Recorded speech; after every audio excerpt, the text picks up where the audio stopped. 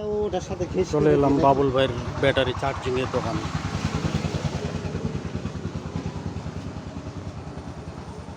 এই যে দেখতেছেন বাবুল ভাই ব্যাটারি চার্জ দিতেছে, আর ব্যাটারিগুলো সাইজ করতেছে দেখেন।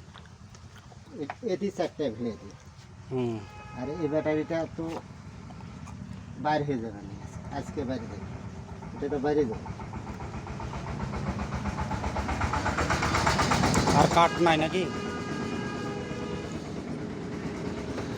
হ্যাঁ, আর কাঠ নাই। কাঠ লাগে না না,